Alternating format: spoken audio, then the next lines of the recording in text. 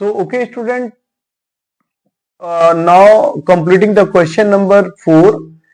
Today's in this video lecture, we are going to discuss the question number 5.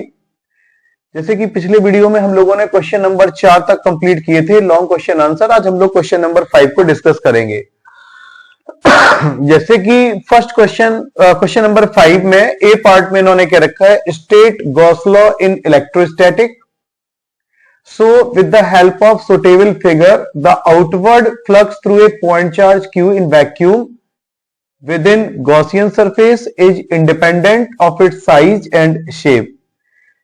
जैसे कि पहले इन्होंने Gauss law का स्टेटमेंट मांगा है और सेकंड पार्ट में क्या रखा है कि अगर कोई गॉसियन सरफेस अगर किसी चार्ज q को अपने अंदर इंक्लोज करता है तो बतलाओ कि is independent it's size and shape, वो उसके साइज और शेप पर इंडिपेंडेंट रहता है।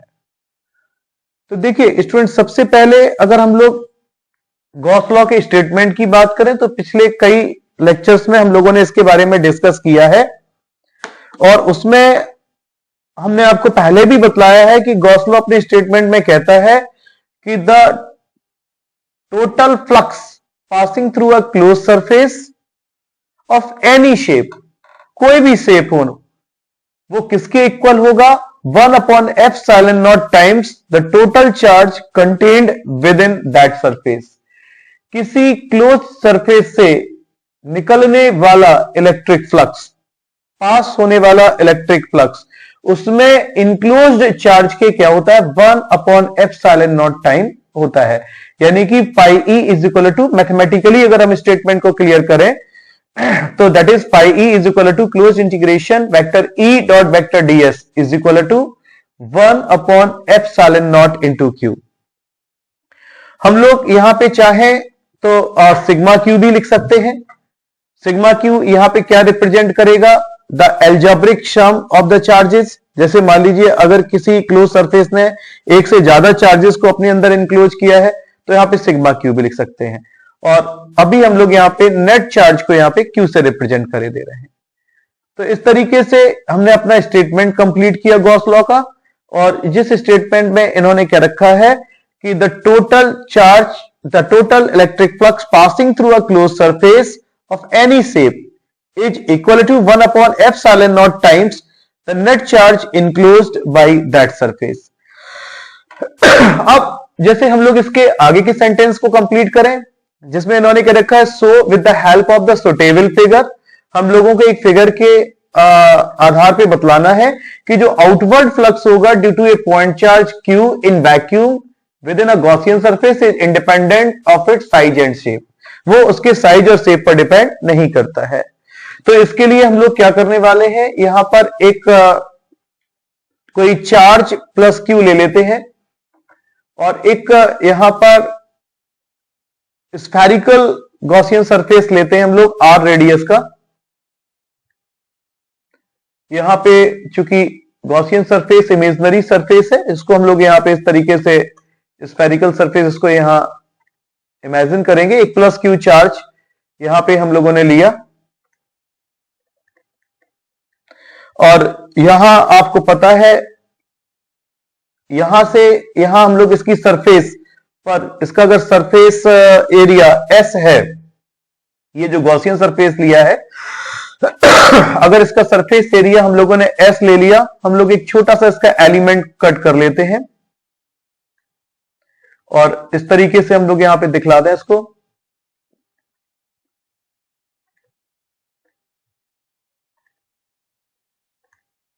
एक हम लोगों ने इसका एलिमेंट इस तरीके से यहां पे कट कर लिया,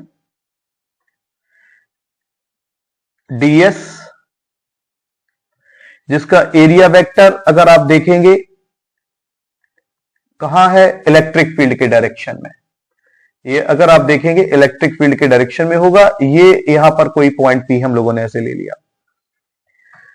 यहां आपने देखा इसका रेडियस यहां पे r है। सबसे पहले अगर हम लोग बात कर लें electric field at any point on the surface, surface के किसी भी पॉइंट पर अगर हम इस प्लस क्यू चार्ज की वजह से इलेक्ट्रिक फील्ड की बात करें, electric field at any point on the surface, तो आपको मालूम है इलेक्ट्रिक फील्ड इस प्लस क्यू पॉइंट चार्ज की वजह से क्या होगा, दैट इज 1/4πε0 Q/r²। ओके, अब हम लोग बात कर लें यहां पे कि ये जो हम लोगों ने एरिया एलिमेंट कट किया है, इससे पास होने वाला इलेक्ट्रिक फ्लक्स क्या होगा। तो अगर हम लोग लिख दें electric flux passing through this area element, electric flux passing through this area element, इस एलिमेंट एरिया एलिमेंट से पास होने वाले इलेक्ट्रिक फ्लक्स में, तो d phi E is equal to vector E dot vector ds। अगर मैं कह दूं पूरी गॉसियन सरफेस से पास होने वाला इलेक्ट्रिक फ्लक्स, यहां पे total flux through the surface S, total flux through the surface S,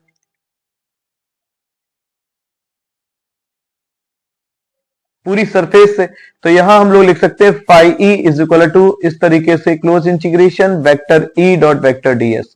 और जब हम लोग इसको यहां पे करेंगे तो ये कितना हो जाएगा, ई ds cos 0।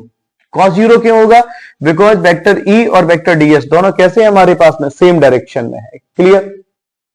यहां पे अगर हम चाहें तो कह सकते हैं कि cos 0 की वैल्यू कितनी होगी, 1। और यहां अगर हम लोग बात करें ई यहां पे इस तरीके से आ जाएगा, और ds का इंटीग्रेशन क्या होगा, s, और s यहां पे क्या रिप्रेजेंट करेगा, एरिया ऑफ द स्फीयर, पूरे स्फीयर का एरिया। इलेक्ट्रिक फील्ड इंटेंसिटी की वैल्यू चूंकि हम लोग ऊपर निकाल ही चुके हैं, और वो कितनी थी, 1/4πε0 Q/r², और स्फीयर का एरिया यहां पे अगर आप देखेंगे 4πr²।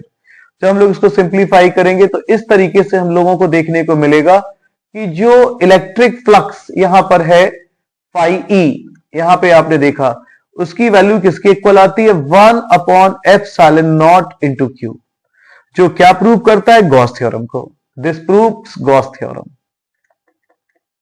This proves Gauss theorem. ये गॉस थ्योरम को यहां पर स्टूडेंट्स प्रूव करेगा।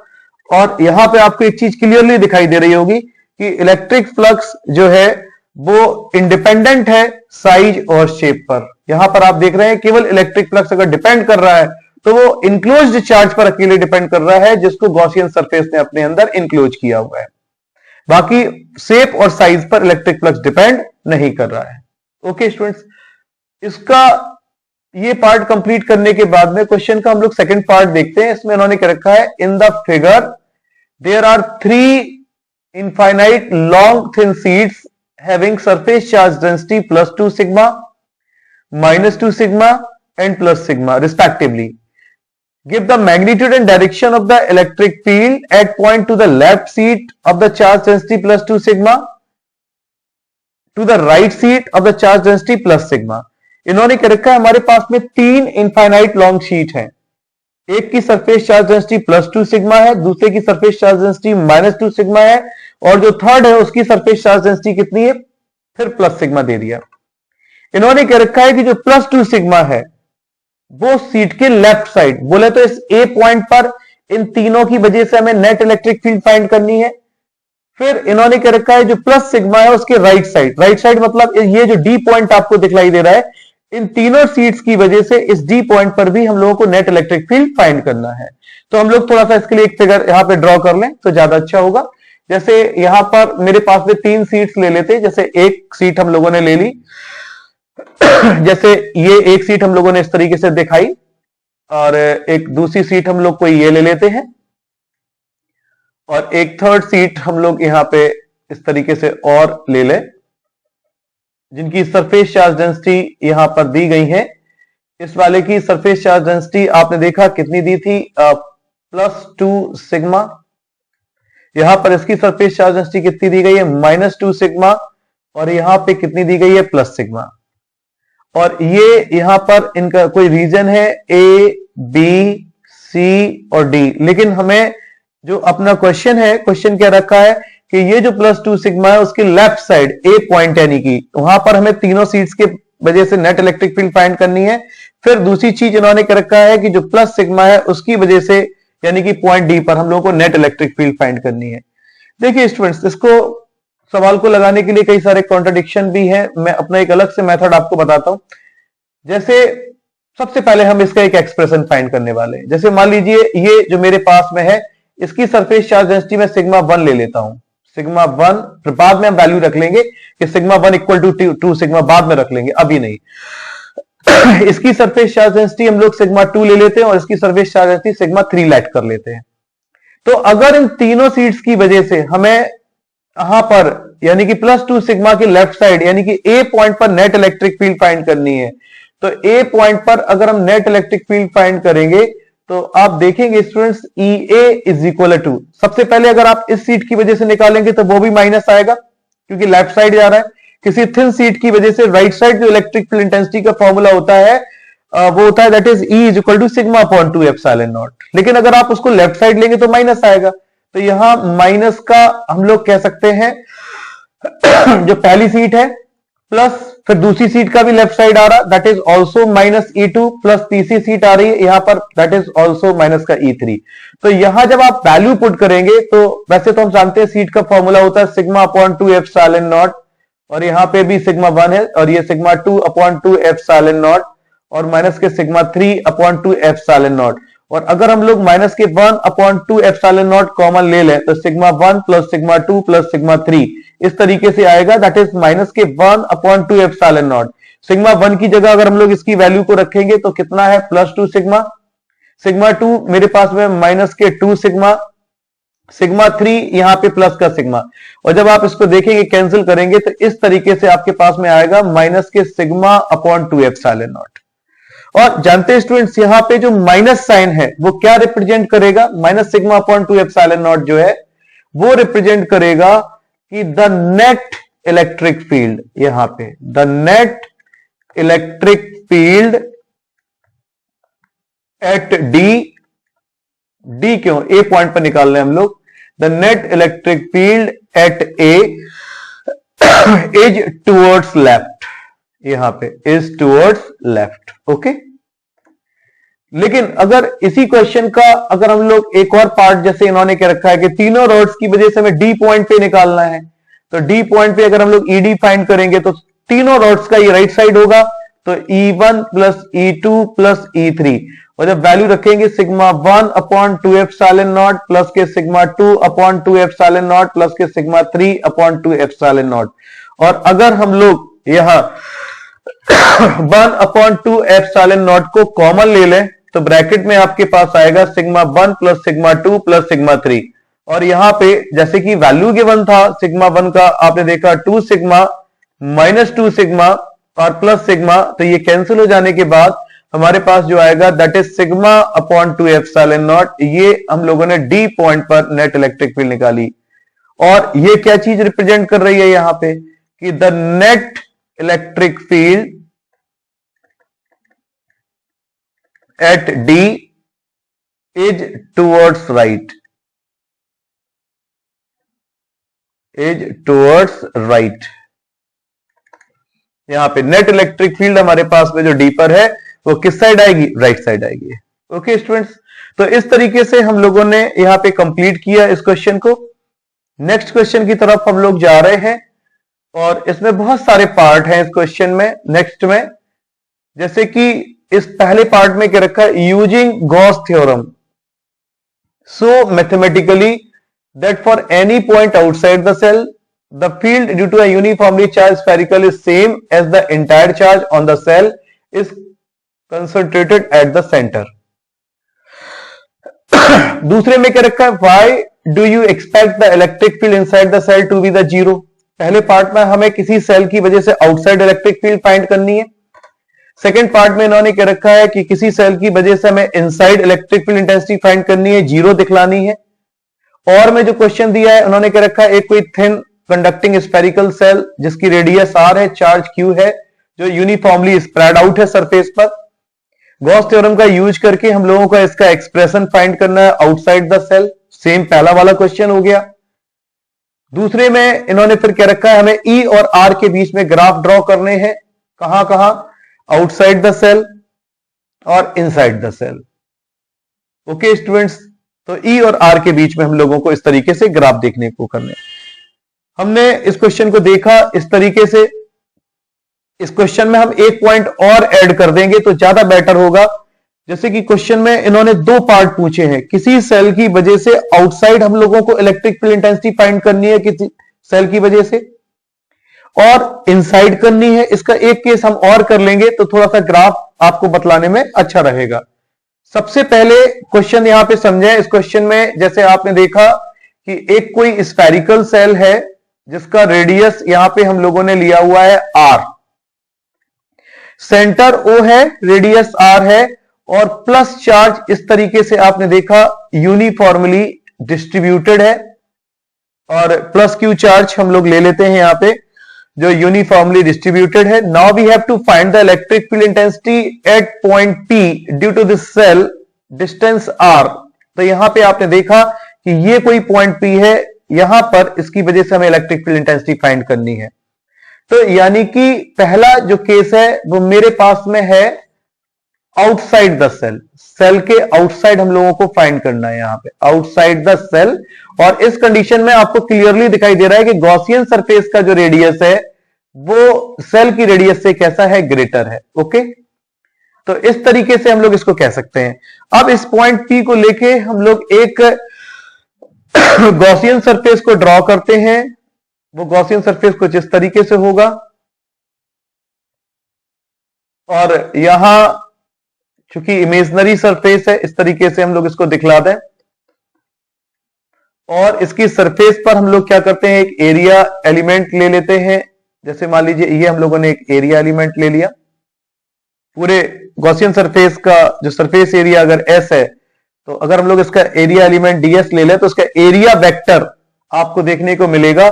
वो एरिया वेक्टर इस तरीके से आपने देखा डीएस ऐसे काम करेगा, और पॉइंट पी पर इस चार्ज की वजह से इलेक्ट्रिक फील्ड इंटेंसिटी इधर पे काम करेगी। ओके स्टूडेंट्स, तो अब हम लोग बात कर लेते हैं सबसे पहले कि इसकी वजह से इस पॉइंट पी पर इलेक्ट्रिक फील्ड इंटेंसिटी क्या आएगी। तो पहला ही पॉइंट वही रहता है इलेक्ट्रिक फ्लक्स।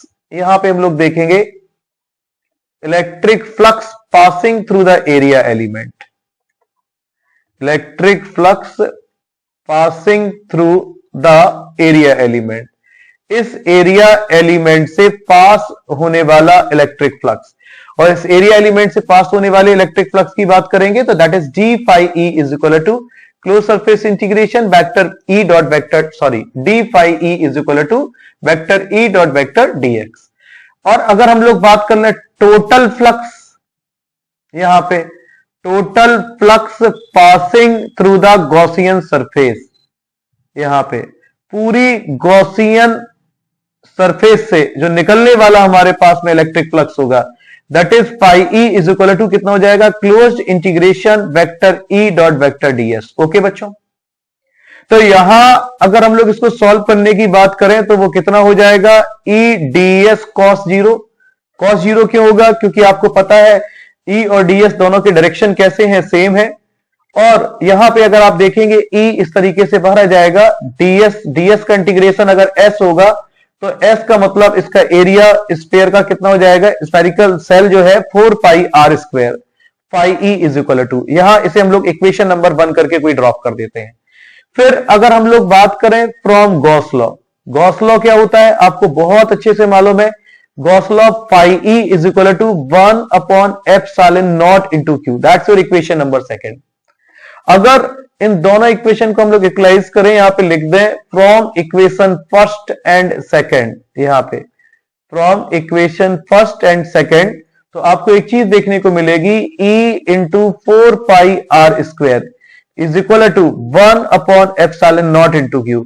तो आपको यहां देखने को मिलेगा E is equal to 1 upon 4 pi epsilon naught Q upon R square. Okay students, अब आपने देखा कि जो स्फेरिकल सेल है उसका रेडियस आर है, प्लस चार्ज उस पर अगर डिस्ट्रीब्यूटेड है, तो अगर हम यहां पे लिख दें कि सरफेस चार्ज डेंसिटी, यहां पे अगर हम लोग देख लें कि सरफेस चार्ज डेंसिटी यहां पे सिग्मा है, तो sigma is equal to charge per unit area यानी कि Q upon 4 pi are square. तो यहां से आपको देखने को मिलेगा Q is equal to sigma into 4 pi are square. Okay students, तो यहां आपको एक चीज देखने को मिल रही है कि अगर इस Q की वैल्यू हम यहां पे पुट कर दें तो इलेक्ट्रिक फील्ड इंटेंसिटी का जो मेरे पास फॉर्मूला आ जाएगा E इज इक्वल टू वो क्या हो जाएगा 1 upon 4 pi epsilon naught sigma into 4 pi are square और अपॉन नीचे कितना है हमारे पास में आर स्क्वायर। तो 4 पाई से 4 पाई कैंसिल होगा। तो इस तरीके से आउटसाइड द सेल हम लोगों को जो इलेक्ट्रिक फील्ड इंटेंसिटी देखने को मिलेगी वो क्या मिलेगी E is equal to sigma upon epsilon naught R square upon R square. Okay, तो हमने फर्स्ट पार्ट को यहां पे कंप्लीट किया।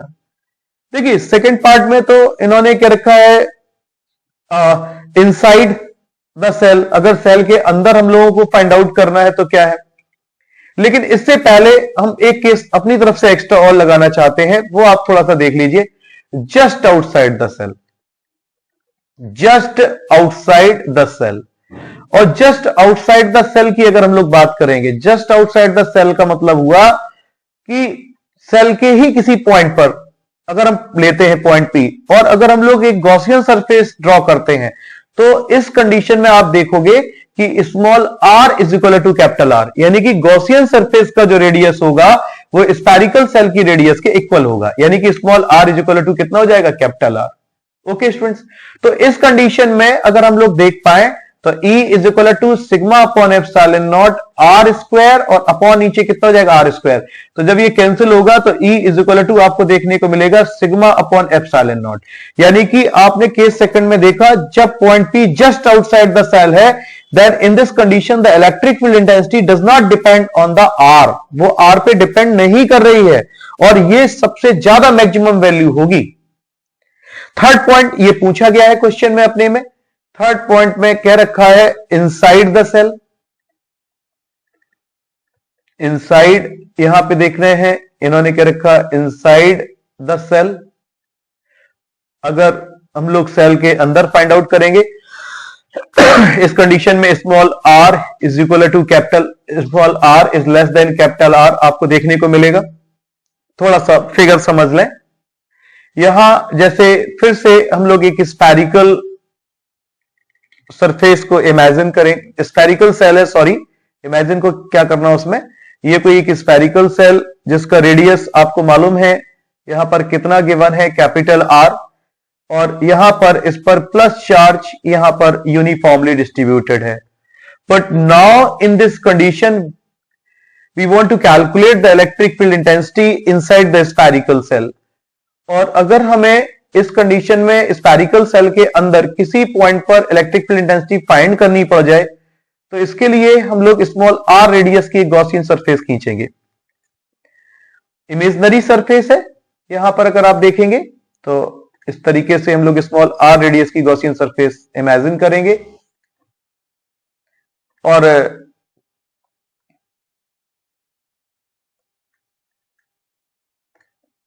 ये आपने देखा स्मॉल आर रेडियस है इसकी गॉसियन सरफेस।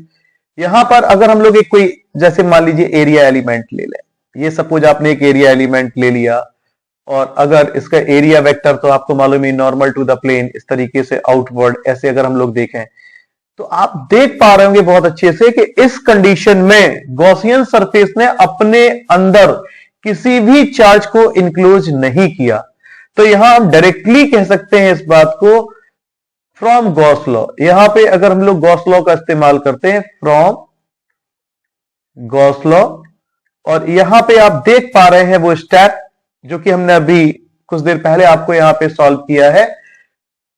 ये स्टेप आप जरा ध्यान से देखें, गॉस लॉ से जब हमने दोनों को इक्वलाइज किया था E into 4 pi are square is equal to 1 upon epsilon naught into Q. तो जब हम लोग उस लॉ को यहां देखेंगे जिसमें आपने देखा E into 4 pi are square is equal to 1 upon epsilon naught, but अब यहां पे हम क्यू नहीं लेंगे, जीरो लेंगे, क्योंकि केस फर्स्ट में गॉसियन सरफेस ने अपने अंदर पूरे चार्ज को इंक्लोज किया था। यहां पे आप देख पा रहे थे इस गॉसियन सरफेस ने अपने अंदर पूरे चार्ज को इंक्लोज किया था। बट लेकिन इस कंडीशन में अगर आप देख पा रहे होंगे यहां पर गॉसियन सरफेस ने अपने अंदर चार्ज को इंक्लूड नहीं किया, क्योंकि चार्ज कहां पर डिस्ट्रीब्यूटेड है, सरफेस पर है। तो आप जब इसको सॉल्व करेंगे तो आप देखेंगे यहां से कि E इज इक्वल टू आपको 0 देखने को मिलेगा, यानी कि किसी स्फेरिकल सेल के अंदर इलेक्ट्रिक फील्ड इंटेंसिटी की वैल्यू कितनी आई, 0 आई। ओके स्टूडेंट्स, अब हम लोग बात कर लेते हैं यहां पे ग्राफिकल रिप्रेजेंटेशन की। इन्होंने क्या रखा है कि तीनों कंडीशन में हम लोगों को ग्राफिकल रिप्रेजेंटेशन करके दिखाओ। तो सबसे पहले तो हम लोग बात कर लें, जैसे E इनसाइड है, तो आपको पता है inside the shell electric field intensity 0 है। दूसरा ये केस मैंने अपनी तरफ से दिया, E जस्ट आउटसाइड है।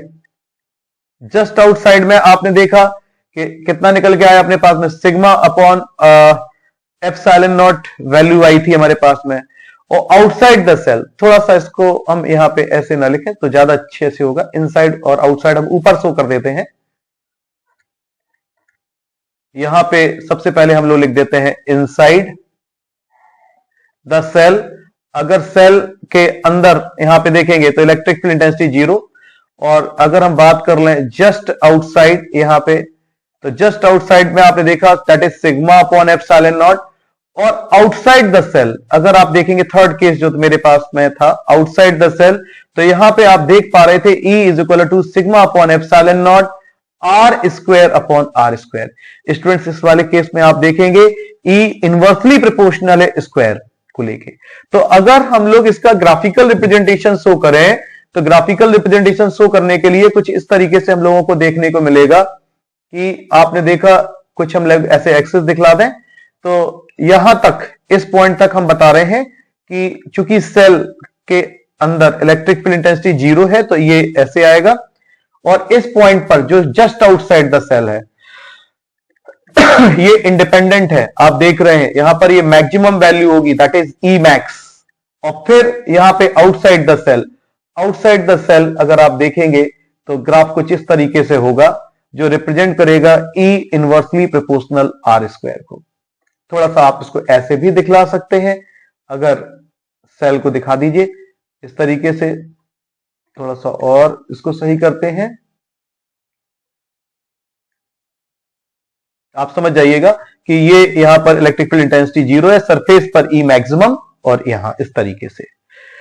Okay students, after completing that question, now we are going to discuss question number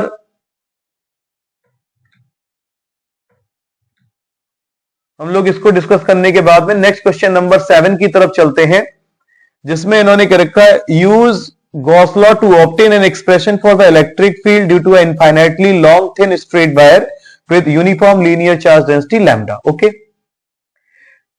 second part को हम लोग बाद में देखते हैं, पहले फर्स्ट पार्ट की तरफ चलते हैं। इन्होंने क्या रखा है कि गॉस लॉ का यूज करके मेरे पास में एक इनफाइनाइट लेंथ का वायर है, उस वायर की वजह से हम लोगों को इलेक्ट्रिक फील्ड इंटेंसिटी फाइंड करनी है। यानी कि इस क्वेश्चन में पहले वाले में हम लोगों को निकालना है electric field intensity due to a या due to infinitely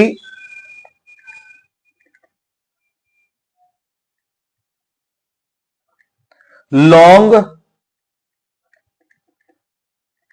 thin and uniformly charge straight wire, thin and uniformly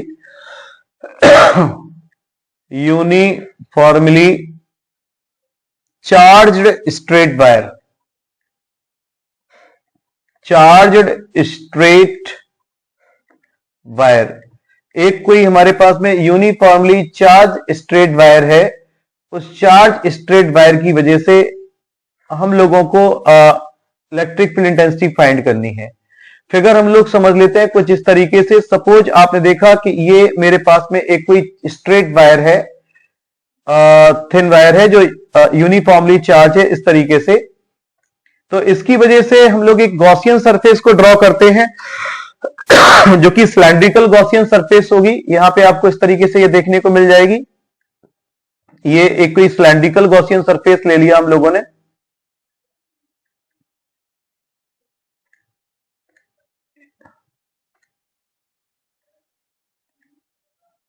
ये हम लोगों ने कोई सिलेंड्रिकल गॉसियन सरफेस ऐसे दिखला दी इसको,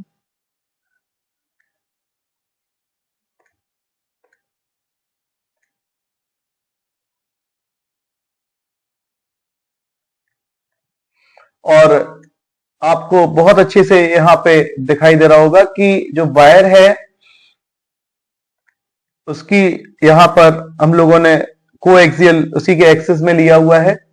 गॉसियन सरफेस इमेजनरी है, इमेजनरी शो करने के लिए कुछ हम डॉटेड पॉइंट्स को यहां पे शो कर देते हैं।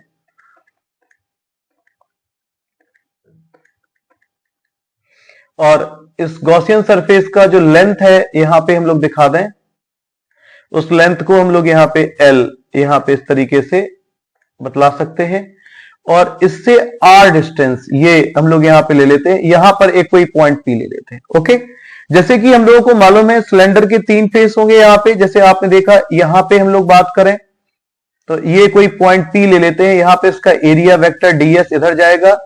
इलेक्ट्रिक फील्ड की बात करें तो इलेक्ट्रिक फील्ड आप देखेंगे इंटेंसिटी यहां पर आप देखेंगे ई इस तरीके से आपको देखने को मिलेगी। और इस वाले को हम लोग कोई फेस को कोई क्यू लेट कर लेते हैं। यहां पर अगर हम लोग कोई एक एरिया वेक्टर कंसीडर करते हैं तो आप देखेंगे that is normal to the plane, यहां पे वो डीएस इधर जाएगा। और इलेक्ट्रिक फील्ड तो अगर आप देखेंगे इसी तरीके से होगी, और ये यहां पे ये π/2। और अगर हम लोग यहां पर कोई एक लेते हैं एरिया वेक्टर तो यहां अगर आप देखेंगे दैट इज डीएस, ये ऐसे रहेगा। और इलेक्ट्रिक फील्ड इंटेंसिटी ई, और ये मेरे पास में π/2 यहां पे इस तरीके से रहेगा। तो देखिए स्टूडेंट, अगर हम लोग बात कर लें यहां पे सीधे सीधे से यहां पे लिखते हैं टोटल फ्लक्स, यहां पे अगर हम लोग बात कर लें passing through the Gaussian surface, यहां पे पूरी जो हमारे पास में गॉसियन सरफेस है उससे निकलने वाले अगर हम टोटल फ्लक्स बात करें तो आपको मालूम है phi E is equal to, यहां पे आप देखेंगे close integration vector E dot vector DS surface. अब इसको अगर हम तीनों साइड में अलग अलग करके ब्रेक कर लें, जैसे पी वाला अलग ले लें, क्यू वाला ये अलग ले लें, और ये आर वाला यहां पे हम लोग अलग ले लें, तो जब हम लोग इनको अलग अलग करके लिखेंगे तो हम लोग यहां पे इस तरीके से लिखेंगे integration vector E dot DS, अब क्लोज नहीं होगा, और यहां पे integration vector E dot vector DS, यहां पे हम लोग क्यू ले लेते हैं, और plus integration vector E dot vector DS ये आर वाला। अब तीनों को अलग अलग किया तो यहां पे क्लोज साइन इंटीग्रेशन का दिखाने के लिए हम लोगों को कोई जरूरत नहीं है। अब पी वाले में अगर हम देखेंगे तो पी वाले में ई और डीएस सेम डायरेक्शन में है, तो यहां पे हम लोग क्या लिख सकते हैं ई डीएस कॉस 0, और प्लस क्यू वाले में अगर हम लोग देखेंगे तो ई डीएस कॉस 90, और प्लस यहां पे अगर हम लोग देखेंगे that is E DS cos यहां पे भी 90। तो यहां अगर आप देख पा रहे होंगे तो ई डीएस कॉस 90 कॉस 0 की वैल्यू 1 होगी, कॉस 90 की वैल्यू 0 प्लस, और ये भी कितना हो जाएगा 0। यहां पर अगर हम बात करें ई इस तरीके से बाहर आ जाएगा, डीएस का इंटीग्रेशन क्या हो जाएगा एस, और इसका अगर हम लोग एरिया लेंगे, सरफेस एरिया हम लोगों को दिखाई देगा, तो आपको मालूम है कर्व सरफेस एरिया जो सिलेंडर का होता है वो सर्कमफ्रेंस इंटू लेंथ, यानी कि 2πr इंटू एल, ये काहे की वैल्यू आ जाएगी पाई की, इसे हम लोग इक्वेशन नंबर फर्स्ट करके यहां पे ड्रॉप कर देंगे। क्लियर? अगर हम लोग लिख दें इसमें फ्रॉम गॉस लॉ, अगर हम लोग यहां पे गॉस लॉ लगा दें तो गॉस लॉ आपने देखा that is pi E is equal to 1 upon epsilon naught into Q, that's your equation number second. और यहां पे हम लिख दें from equation first and second, जब इन दोनों इक्वेशन को हम लोग इक्वलाइज करेंगे तो E into 2πrl is equal to किसके हो जाएगा 1 upon epsilon naught into Q के। तो स्टूडेंट्स यहां पे हम लोग इसको थोड़ा सा सिंप्लीफाई करेंगे तो आपको देखने को मिलेगा E इज इक्वल टू, यहां पे आप देखेंगे 1 upon 2π epsilon naught Q upon r into L. और अगर हम बात कर दें लीनियर चार्ज डेंसिटी, यहां पे कि लीनियर चार्ज डेंसिटी यहां पर लैम्डा इज इक्वल टू किसके होगा Q अपॉन एल के, तो Q अपॉन एल की जगह अगर हम लीनियर चार्ज डेंसिटी को रिप्लेस करेंगे तो E is equal to lambda upon 2π epsilon naught into r। तो आपने देखा कि मेरे पास में अगर कोई यूनिफॉर्मली चार्ज स्ट्रेट वायर है तो उसकी वजह से इलेक्ट्रिक फील्ड इंटेंसिटी का फॉर्मूला आता है E is equal to lambda upon 2π epsilon naught into r। अगर हम लोग इसका वेक्टर नोटेशन की बात कर लें कि इसका वेक्टर नोटेशन क्या होगा, तो वेक्टर नोटेशन आपके सामने आएगा ई, यहां पे वेक्टर लगाओगे 2 pi epsilon naught into R into N cap. Okay students, तो इस तरीके से आपने देखा कि अगर हमारे पास में कोई एक यूनिफॉर्मली चार्ज वायर है तो उसकी वजह से इलेक्ट्रिक फील्ड इंटेंसिटी का मेरे पास में गॉस लॉ का यूज करने के बाद में ये रिलेशन आता है। कई बार बोर्ड पेपर में क्वेश्चन ऐसे भी पूछ लिया जाता है कि विदाउट यूजिंग गॉस लॉ, तो उसका हम आगे डिस्कस करेंगे। अभी गॉस लॉ का यूज करके इस तरीके से आपको ये देखने को मिलेगा। ओके, अब हम लोग चलते हैं इसके सेकेंड पार्ट की तरफ, जिसमें इन्होंने क्या रखा है एक और क्वेश्चन में, an infinitely long positively charge straight wire has a linear charge density lambda. एक कोई मेरे पास में एक कोई इनफाइनाइटली लॉन्ग स्ट्रेट वायर है जिसकी लीनियर चार्ज डेंसिटी क्या है, lambda. An electron is revolving in a circle with a constant speed V. एक इलेक्ट्रॉन उसके चारों तरफ क्या कर रहा है, सर्किल कर रहा है, घूम रहा है, रिवॉल्व कर रहा है। Just such that the wire passes through the center and it is perpendicular to the plane. Find the kinetic energy of the electron in terms of the magnitude of its charge and linear charge density. हम लोगों को kinetic energy का expression find करना है electron के लिए linear charge density lambda के terms में। क्वेश्चन स्टूडेंट्स क्लियर है? थोड़ा सा फिगर बना के हम लोग समझते हैं। क्वेश्चन में इन्होंने क्या रखा है कि जैसे एक कोई स्ट्रेट वायर है, इस तरीके से आपने देखा कि सपोज जैसे एक कोई स्ट्रेट वायर है और इस स्ट्रेट वायर के चारों तरफ एक इलेक्ट्रॉन रिवॉल्व कर रहा है। इस तरीके से आपने देखा स्ट्रेट वायर है, इसके चारों तरफ एक स्ट्रेट वायर ऐसे आपने देखा कि रिवॉल्व कर रहा है यहां पे। और जब वो यहां पे रिवॉल्व कर रहा है इलेक्ट्रॉन चारों तरफ, और कितनी वेलोसिटी से रिवॉल्व कर रहा है, v वेलोसिटी से रिवॉल्व कर रहा है। ओके, तो यहां सबसे पहले हम लोगों को एक चीज यहां पहले डिस्कस कर चुके हैं कि इस इलेक्ट्रॉन को तो पहले बाद में देखो, इस वायर की वजह से अगर हम इस पॉइंट P पर इलेक्ट्रिक फील्ड इंटेंसिटी की बात कर लें कि वो कितना है, समझ में आया? तो वो अभी 2 मिनट पहले मैंने आपको यहां पे निकाली है, कितना, that is E is equal to lambda upon 2 pi epsilon naught into R. तो यहां हम सबसे पहले वही अपना स्टेप कंप्लीट करेंगे। यहां हम लोग बात करते हैं electric field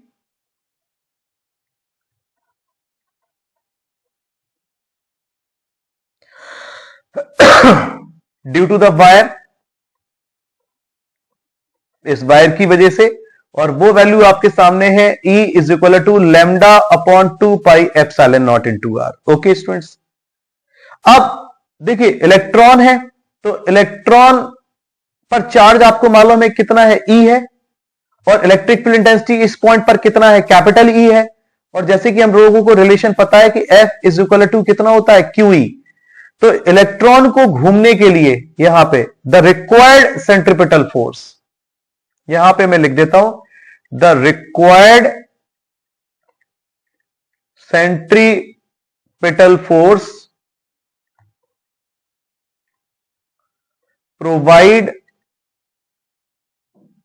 by the electrostatic force.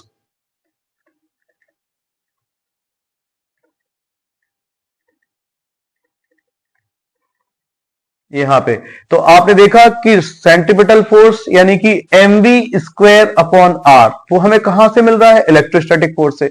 और इलेक्ट्रोस्टैटिक फोर्स अगर आप देखेंगे वो कितना हो जाएगा, EE।